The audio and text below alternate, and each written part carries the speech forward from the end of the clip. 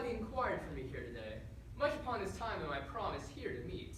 You've not been inquired after. I have sat here all day. I do constantly believe you. The time has come even now. I shall crave your forbearance a little. Maybe I'll call upon you anon for some advantage to yourself. I'm always bound to you. Very well met and welcome. What is the news from this good deputy? He hath the garden circumferred with bricks, whose western side is with a vineyard gate, and to that vineyard is a planched gate that makes his opening with this bigger key. This other doth command a little door, which from the vineyard to the garden leads. There have I made my promise upon the heavy middle of the night to call upon him. But shall you on your knowledge find this way? I obtain a due and weary note upon it, with whispering and most guilty diligence and action all of precept. He did show me the way twice over. Are there no other tokens between you agreed concerning her observance? No, none, but only a repair in the dark.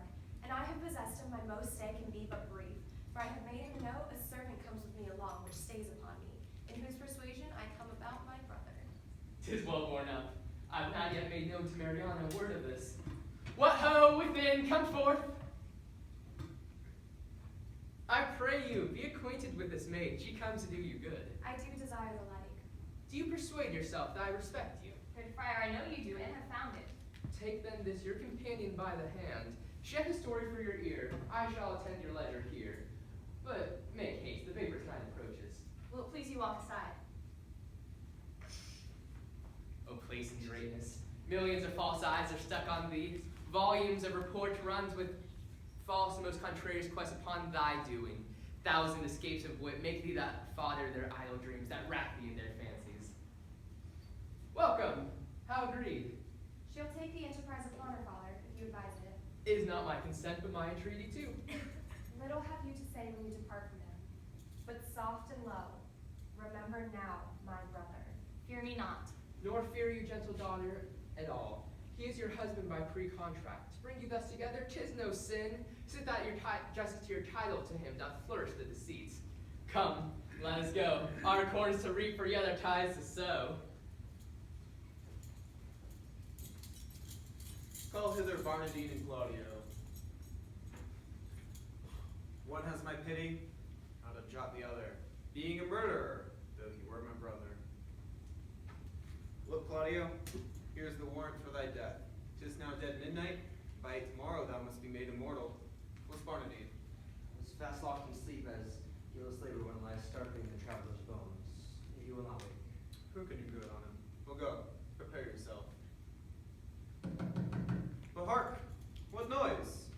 Heaven give your spirits comfort.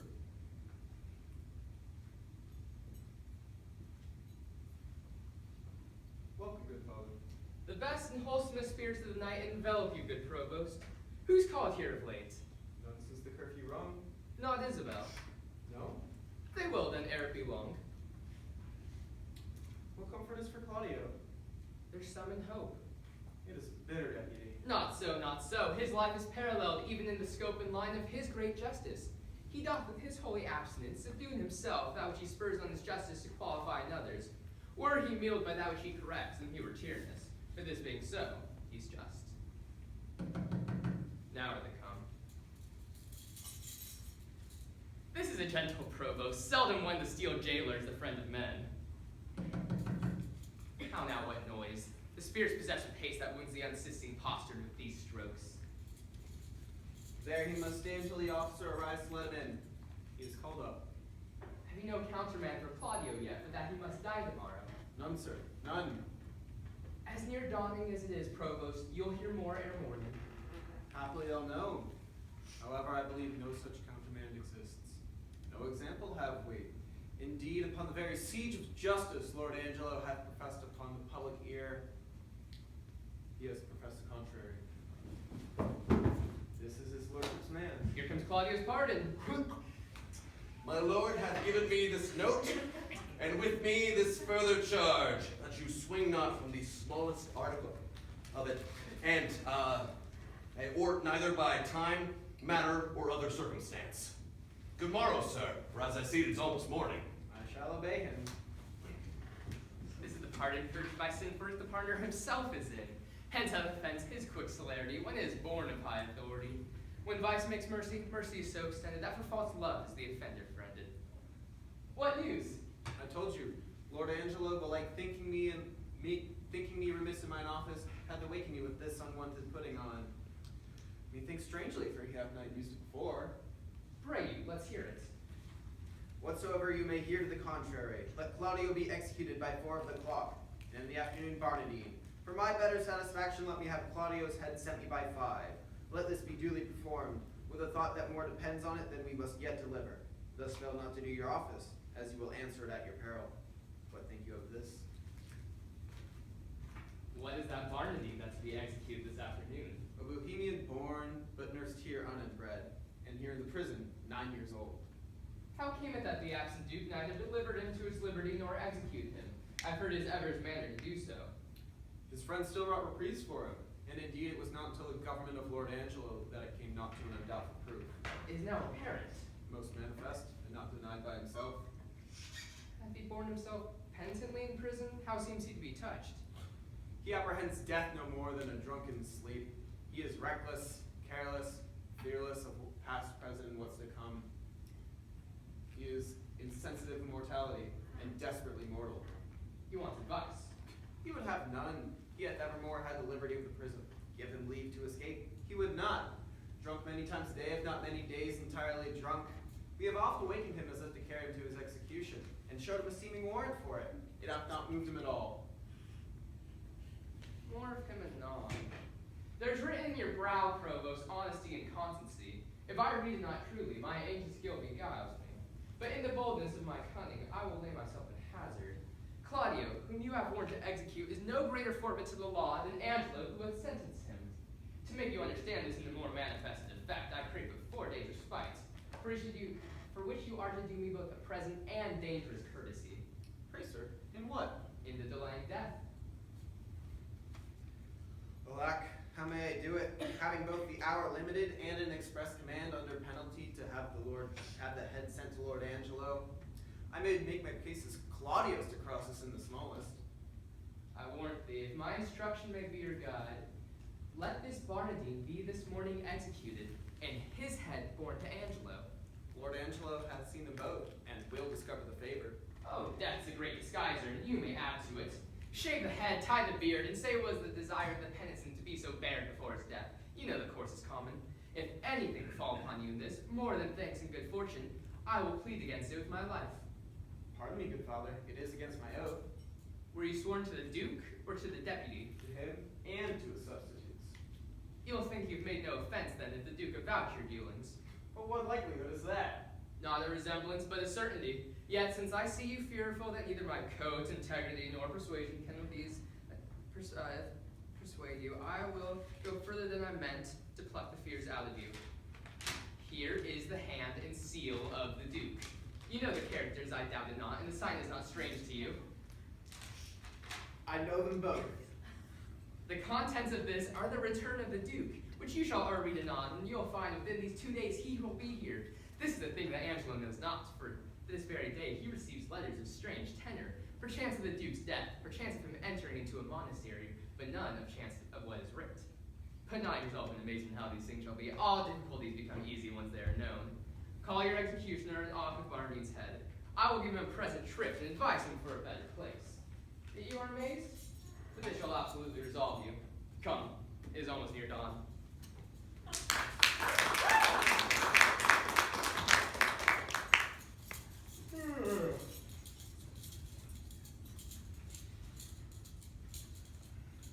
I swear I will not die today by any man's persuasion. How find you the prisoner Barnardine? A creature unprepared, unmeet for death, and to transport him in the mind herein were damnable. There died in the prison of a cruel fever one Ragazine, the most notorious pirate.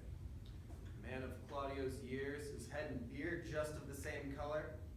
What if we were to omit this reprobate till he were well inclined, and satisfy the deputy with the visage of Ragazine, more like to Claudio? Oh, 'tis an accident that heaven provides. Dispatch it presently. The hour draws on prefixed by Angelo. See this be done and sent according to command, while as I persuade this rude wretch willingly to die. I am your free dependent. Quick dispatch and send the head to Angelo.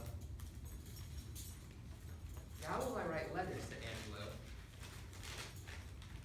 Teal Barum, whose contents shall witness to him that I am near at home, and that by great injunctions I am bound to enter publicly.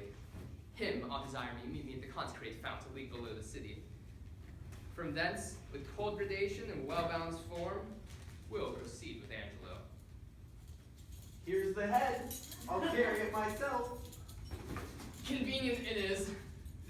Make swift return. I would commune with you of such things I want no ear but yours. I'll make all speed. Peace be here. The tongue of Isabel. She's come to know if yet her brother's pardon be come hither. But I'll keep her ignorant of her good, to make her heavenly comfort of despair when it is least expected. Oh, by your leave. Good morning, fair and gracious daughter. The better given me by so holy a man. Had that the deputy sent my brother's pardon? He hath released him, Isabel, from the world. His head is often sent to Angelo. Nay, but it is not so. It is no other. Show wisdom, daughter, in your close patience. Oh, I will to him and pluck out his eyes! He shall not be admitted to his sight. Unhappy Claudio! Wretched Isabel, injurious world! Most damned Angelo! This nor hurts him, nor profits you a jot.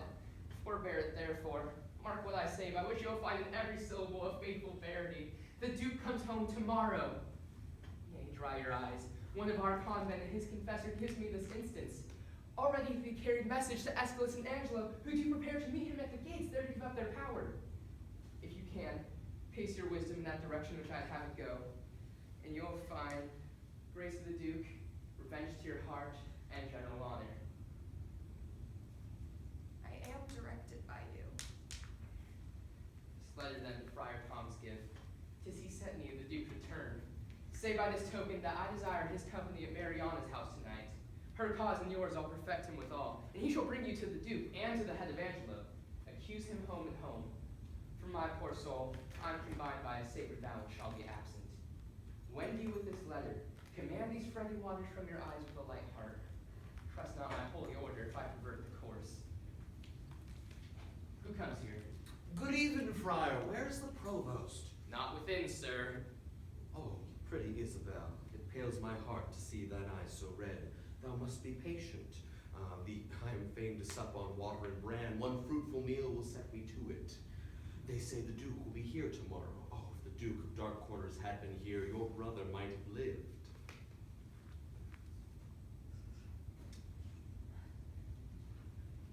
Sir, the Duke is marvelous little beholding to your report, but the best is, he lives not in them. Thou knowest not the Duke as well as I do, friar. He's a better woodsman than thou takest him for. You'll answer for this one day. Fare you well. Nay, tarry along. I can tell thee pretty tales of the Duke.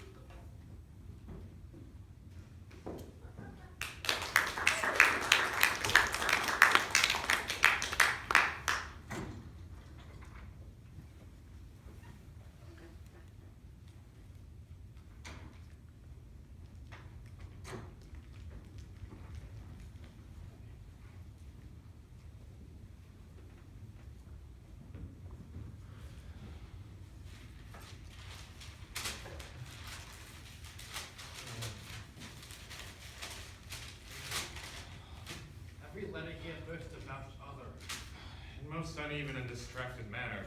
His actions show much like to madness. Pray heaven his wisdom be not tainted. And why meet him at the gates and redeliver authorities there? I guess not. And why should we proclaim it?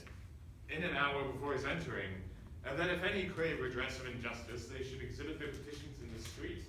He shows his reason for that. They have a dispatch of complaints and just deliver compliances thereafter, which will then have no power to stand against us.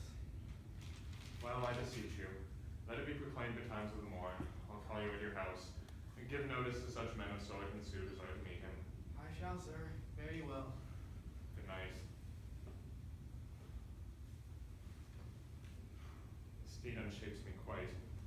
Makes me unpregnant and dulled all proceedings. Deflowered maid, by an eminent body that hath enforced the law against it. But her tender shame will not proclaim against her maiden loss. Oh, how might she tongue me? Yet reason dares her no, for my authority bears a decreed bulk that no particular scandal once can touch. But it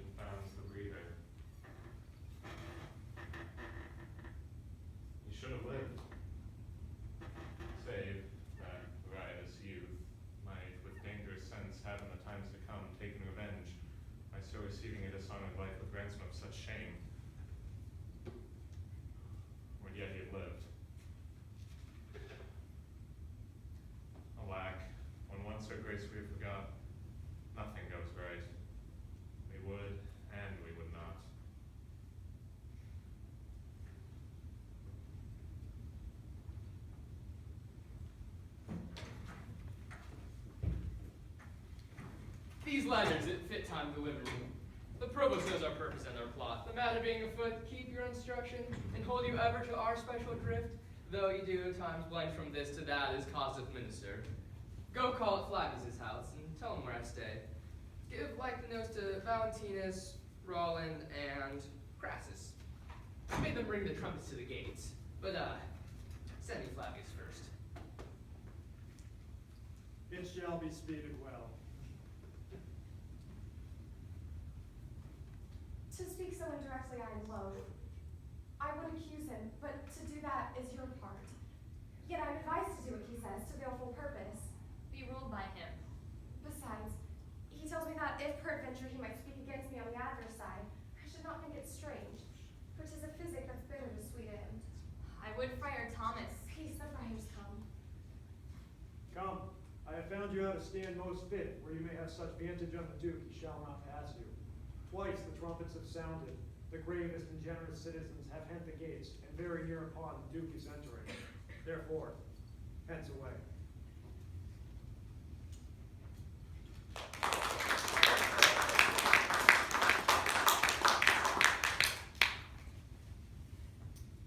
My very worthy cousin, fairly met.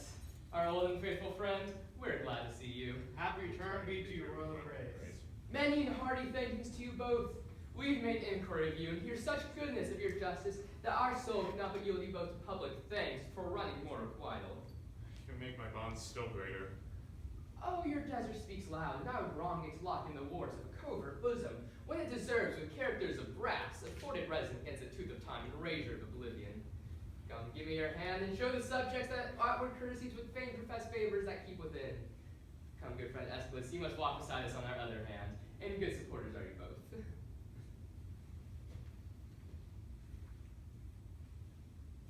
Your time has come. Speak loud and kneel before him.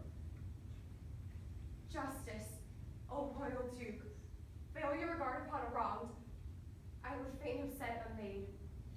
Worthy prince, dishonor not your eye by throwing it on any other object, till you have heard me in my true complaint and given me justice. Justice, justice, justice. Relate your wrongs. In what? By whom? Be brief. Here's Lord Angelo shall give you justice. Reveal yourself to him. Worthy prince, you bid me seek redemption of the devil. Hear me yourself, for that which I must say must either punish me not being believed or bring redress from you. Hear me, oh hear me here. My lord, her wits I fear me are not firm, as she hath been a suitor to me for a brother cut off by course of justice. By course of justice! And she will speak most bitterly and strange. Most strange, but yet most truly will I speak. That Angelo's forsworn, is it not strange? That Angelo is a murderer, is it not strange? That Angelo is a virgin violator, a hypocrite, an adulterous thief, is it not strange and strange? Nay, it is 10 times strange. It is not truer he is Angelo than it is true as it is strange. Nay, it is 10 times true, for truth is truth till the end of reckoning. Away with her. Poor soul, she speaks with the infirmity of sense. Worthy prince, I conjure thee as thou believest that thou neglect me not with that opinion I am touched with madness. Make not impossible that which but seems unlike, for 'tis not impossible but one. The wickedest caitiff on the ground may seem as shy, as just, as grave, as absolute as Angelo. Even so may Angelo, in all his dressings, carrots, titles, forms, be an arch villain. Believe it, royal prince, if he be less, he is nothing, but he's more had I more name for badness. By mine honesty, if she be mad, as I believe no other, her madness had the oddest frame of sense. Such dependency of thing on thing as e'er I heard in madness. Gracious Duke, harp not on that, nor do not banish reason for inequality, but let your reason serve to make the truth appear which seems hid, and hide the false seems true. Many that are not mad have sure more lack of reason. What would you say?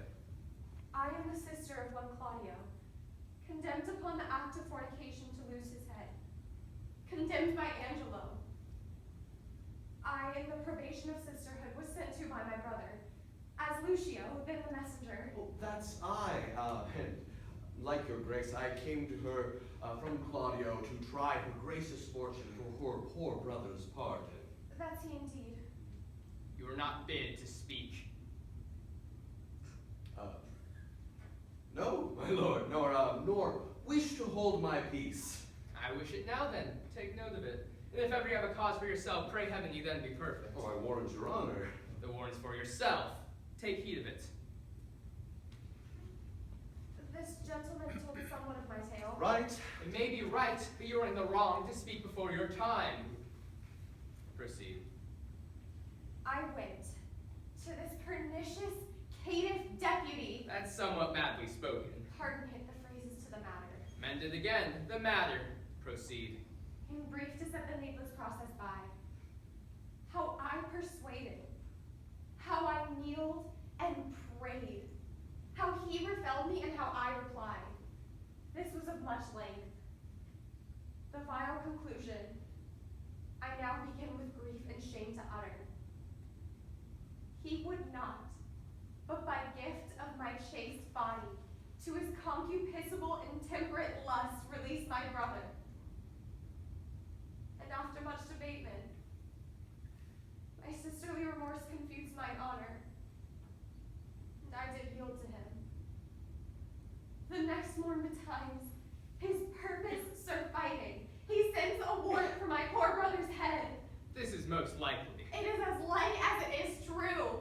By heaven, poor wretch, thou knowest not what thou speakst, or else you're suborned against his honor in a hateful practice. First, his integrity stands without blemish. Next, it imports no reason he should with such vehemency pursue false proper to himself. If he had so offended, he would have judged thy brother by himself, and not had him cut off. Someone sent you on. Confess the truth, and say by whose advice thou camest here to complain.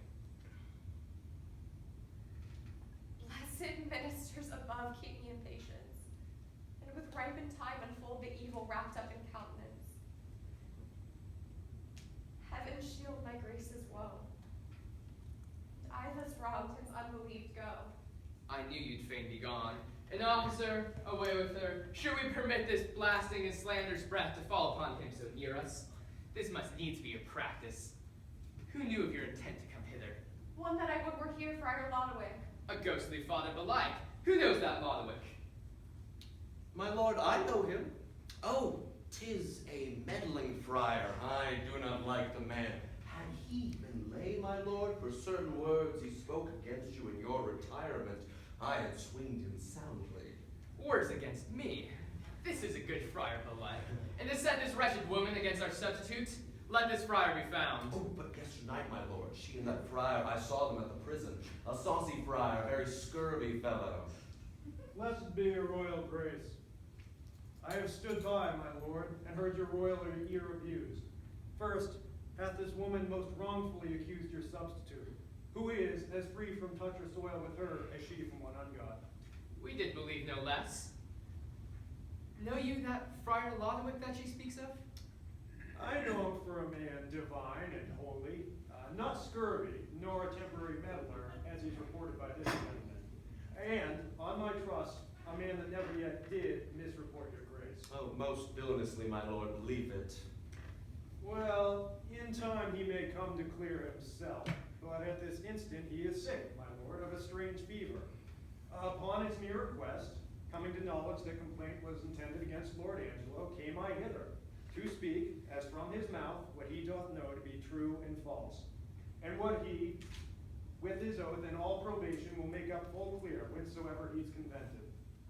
First, for this woman, to justify this worthy nobleman so vulgarly and personally accused, her shall she hear disprove to her eyes, till she herself confess it.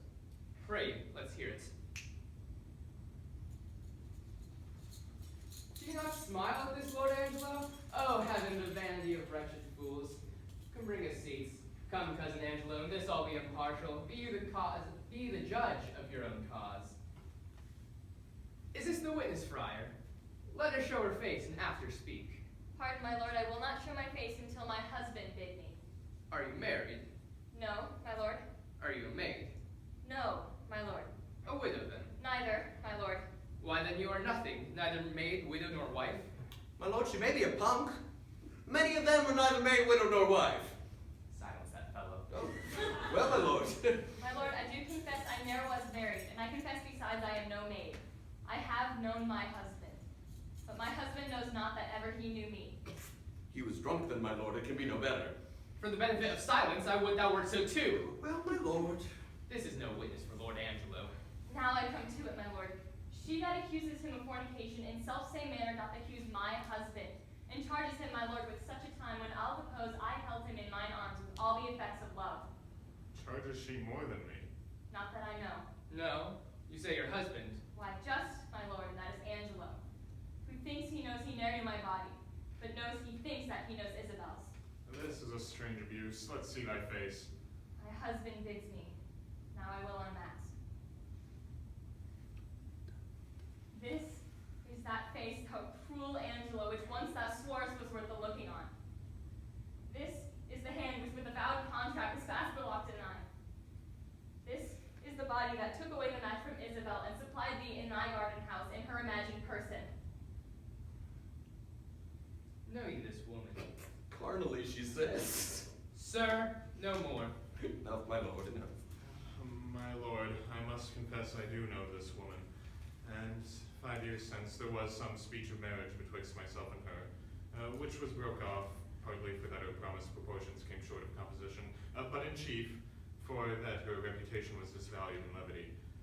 Since which time of 5 years I never spake with her, saw her, nor heard from her, upon my faith and honor. Noble prince, as there comes light from heaven and words from breath, as there is sense in truth and truth in virtue, I am affianced this man's wife as strongly as words can make up vows. And, my good lord, but Tuesday night last gone, in's garden house, he knew me as a wife. As this is true, let me in safety raise me from my knees, or else forever be confixed here a marble monument. I did but smile till now. Now good, my lord, and give me the scope of justice my patience here is touched. I do perceive these poor informal women are no more but instruments of some more mightier member that sets them on. Let me have way, my lord, to find this practice out. Aye, with my heart on it, and punish them to the height of your pleasure. Thou foolish friar, and thou pernicious woman, compact with her that's gone, wouldst thou think thy oaths, though they would swear down each particular saint, were testimonies against him that's sealed in approbation? You, Lord Aeschylus, sit with my cousin, lend to your kind pains, to find out this abuse whence 'tis derived. But there's another friar that sent them on. Let him be sent for. Would he were here. Indeed, he hath sent the women onto this complaint. Your provost knows where he abides. He may fetch him. Go do it instantly. And now, my noble and well-warranted cousin, whom it concerns to see this matter forth, do you with your injuries what seems you best in any chastisement. I shall for a while leave you, but do not stir until you have well determined upon these slanderers. My lord will do it thoroughly. Victor Lucio, did not you say you knew Friar Lodowick to be a dishonest person? Cuculus non facit monachum, honest in nothing but his clothes, and one who spoke most villainous speeches of the Duke. We will entreat you to abide here till you come and enforce them against him. We shall find this friar a yokel fellow. As any in Vienna, on my word. Call that Saint Isabel here once again. I will speak with her. Pray, my lord, give me leave to question. We shall see how I handle her. Not better than he by her own reporting. Say you. Marry, sir, I think you should handle her privately. Perchance publicly she'll be ashamed. I'll go darkly to work with her. Oh, that's the right. Women are light at midnight. Come on, mistress. Here is a gentleman that denies all that you said. And here is the rascal, here with the provost. In very good time. Speak not to him till we call upon you. Mama. Come, sir. Have you set these women on to slander Lord Angelo? They have confessed you did. 'Tis false. How? Know you where you are. Respect to your great place, and let the devil be sometimes honored for his burning throne. But where is the Duke? 'Tis he should hear me speak. The Duke's in us, and we will hear you speak. Look, you speak justly. Boldly, at least. Oh, poor souls, come you here to seek the lamb, here the fox? Good night to your redress. Is the Duke gone? Then is your cause gone too? The Duke's unjust to retort to your manifest appeals, to put the trial in the villain's mouth, which yet you come to accuse. This is the rascal, this is he I spoke of. Why thou unhallowed, unreverend friar? Is it not enough thou hast borne these women to accuse this worthy man, but in foul mouth and witnesses his proper ear call him villain? And then glance from him to the Duke himself the tax of injustice? Take him hence, to the rack with him. We'll house you joint by joint, but we will know his purpose. What unjust. Be not so hot. The Duke dare no more stretch this finger of mine than he hath racked his own. His subject I am not, nor here provincial. My business in this state has made me an onlooker here in Vienna, where I've seen corruption bubble and boil till it o'errun the stew. Laws for all faults, yet faults so countenance that they stand like forfeits in a barber shop, as much in mock as mark. Slander to the state! Away from the prison! What can you vouch against him, Signor Lucio, with? Is this the man you did tell us of? It is he, my lord. Come hither, good man Baldpat. Do you know me? Sir, I remember you by your voice. I met you in the prison in the absence of the Duke. Oh, did you so? And do you remember what you then said of the Duke? Most notably. That the Duke was a fleshmonger, a fool, a coward, as you then reported him to be? You must change persons with me, sir, ere you make that your report. You so spoke of him, and much more, much worse. Oh, thou damnable fellow, did I not wring thee by the noses for these speeches? I protest, I love the Duke as I love myself. Hark how the villain is closed now after these treasonable abuses. So the fellows not to be talked of all! Away from the prison! Where is the provost? Away from the prison! Lay both stuff upon, we'll hear him speak no more! Away with these jiggles to his other Confederate companion! Stay, sir, stay a while. What? Resist he? Help him, Lucio. Come, sir. Come, sir. Come, sir. Come, sir. Come, sir. Oh, thou bald-pated, lying rascal! Oh, you must be hooded, must you? Oh, show your fool's visage and be hanged with the hour. Show your sheep-biting face, will it not? Ah! Oh. You're the first knave that e'er made us the Duke.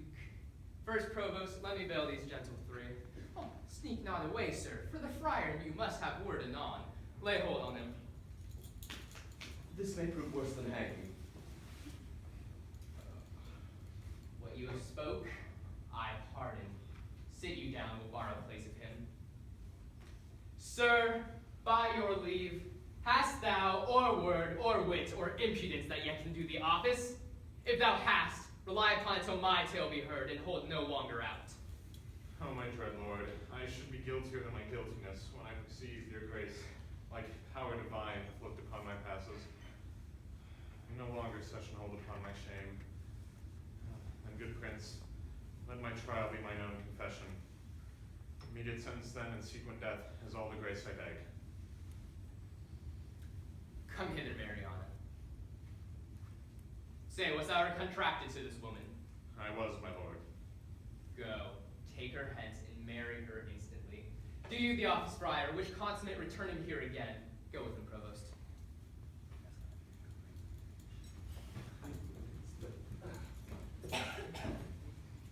My lord, I am more made at his dishonor than was strangers of it.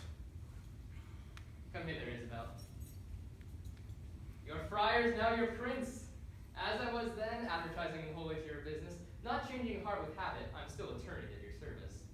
Pardon me that I, your vassal, have employed and pained your unknown sovereignty. You are pardoned, Isabel. And now, dear maid, be used free to us. Your brother's death, I know, sits heavy at your heart, and you may marvel why I so obscured myself, laboring to save his life, rather than make rash remonstrance of my hidden power and let him be so lost. Almost kind maid, it was the swift celerity of his death, that which I did think with slower foot came on, that framed my purpose. But peace be with him. That life is better life past fearing death, than that which lives to fear. Make this your comfort, so happy is your brother. I do, my lord. For this new married man approaching here, whose salt imagination hath wronged your well-defended honor, you must pardon for Mariana's sake. But is he a judge, your brother? The very mercy of the law cries out, most audible, even from his proper tongue, and Angelo for Claudio, death for death. Haste still pays haste, and leisure answers leisure. Like doth put like, in measure still for measure. Thus, Angelo, thy faults manifested, which thou wouldst deny, denies thee vantage. We do condemn thee to the very block where Claudio stooped to death, and with like haste. Take him away. Oh my good lord, I hope you will not mock me with a husband. It is your husband that mocked you with a husband. Consenting to the safeguard of your honor, I thought your marriage fit. Else imputation that he knew you might reproach your life and choke your good to come.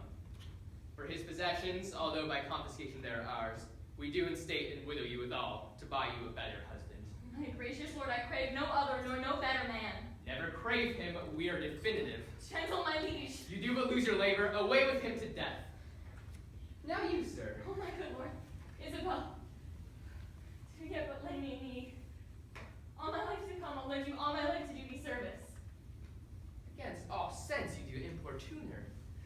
kneel to the mercy of this fact, her brother's ghost his paved bed would break, and take her hence in horror.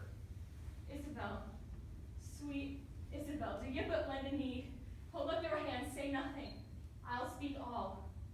They say best men are molded out of faults, and for the most, become much more the better for being a little bad. So may my husband. Oh, Isabel, will you not lend a need? He dies for Claudio's death.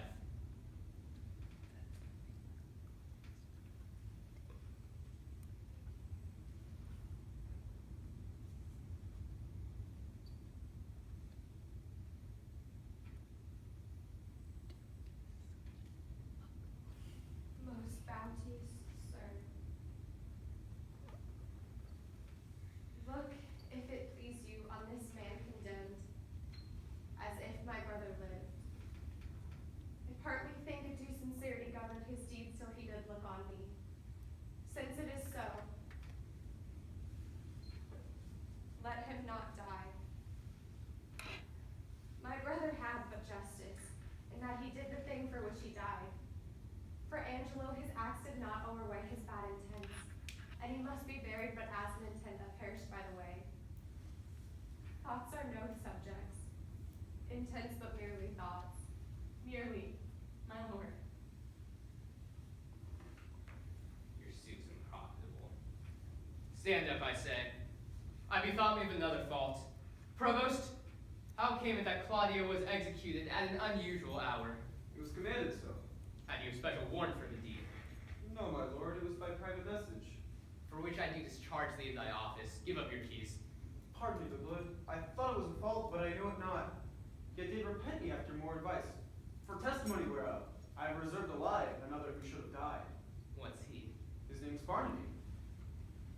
I would thou hadst done so by Claudio. Go fetch him hither. Let me look upon him.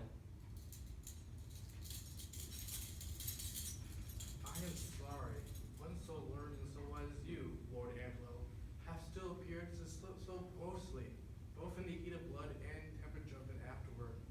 I am sorry that such sorrow I procure, and so deep sticks it in my penitent heart that I crave death more willingly than mercy. It is my deserving, and I do entreat it. What muffled fellow is that? This is another who should have died when Claudio lost his head. It is like almost to Claudio himself. If he be like your brother, for his sake is he pardoned. And for your lovely sake, give me your hand and say you will be mine. He is my brother too. A fitter time for that. By this, Lord Angelo perceives he's safe. Methinks I see a quickening in his eye. Well, Angelo, your evil quits you well. Look that you love your wife, her work worth yours. I find in myself an apt remission. Yet there's one in place I cannot pardon. You, sir. That knew me for a fool, a coward, one of all luxury, an ass, a madman. When have I so deserted you that you extol me thus? By my lord, I spoke it but according to the trick. If you will hang me, and you may, I would rather it would please your highness that I might be whipped. Whipped first and hanged after. Proclaim it, provost, round about the city. Is any woman wronged by this lewd fellow? As I've heard him swear there's at least one he begot with child.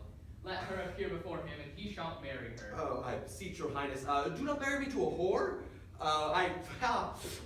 You said so yourself that I made you a duke. Even now, don't recompense me by making me a cuckold. By mine honor, thou shalt marry her.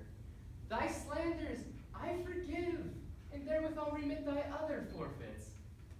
Take him to prison, let our pleasure be here and executed. My lord, marrying a whore is worse press in death, whipping, and hanging. Slandering a prince deserves it. See, Claudio, that you wronged, look you restore. Joy to you, Mariana, love her, Angelo. I have confessed her, know her virtue.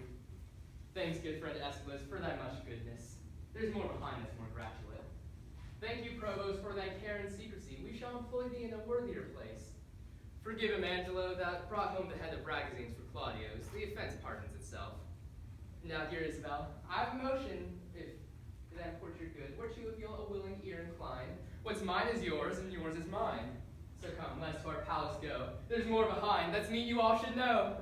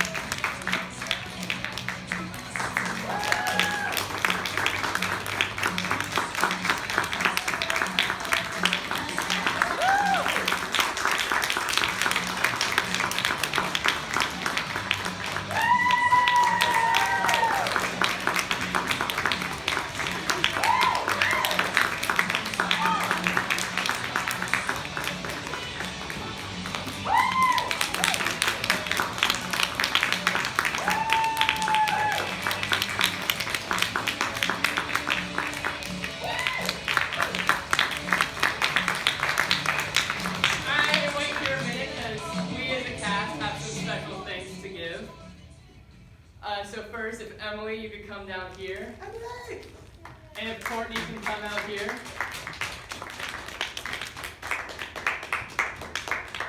And as we wait for our gifts to come from the backstage area. Bequeathments. Yep, you're up there too. The director, Oh. yeah, gotta be. And of course the director. Director's already on stage. Decidedly, applause needs to be given to these ladies.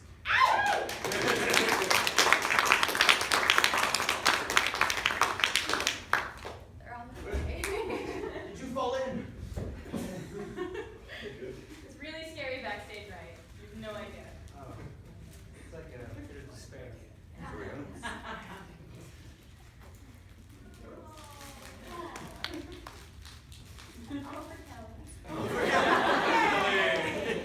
Okay, Emily, thank you so much for driving everything, storing everything at your house, building the sets. It was amazing. Thank you.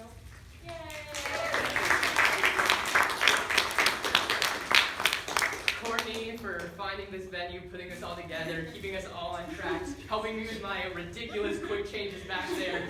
That's what I probably thank you for the most, but for everything else you've done, yay, Courtney. And for Jordan, of course, for directing the show in 3 weeks, flowers, and a Dutch Bros gift card, of course.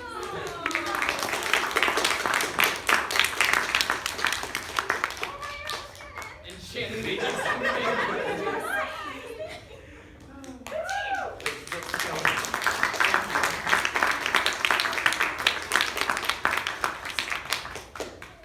Alright, now you guys can go.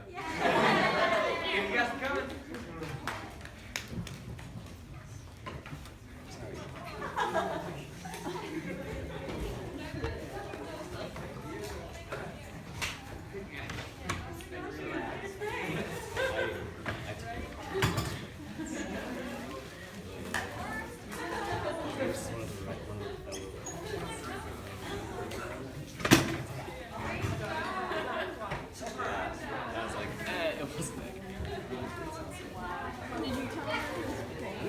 No, I wrote it and put it in the magazine.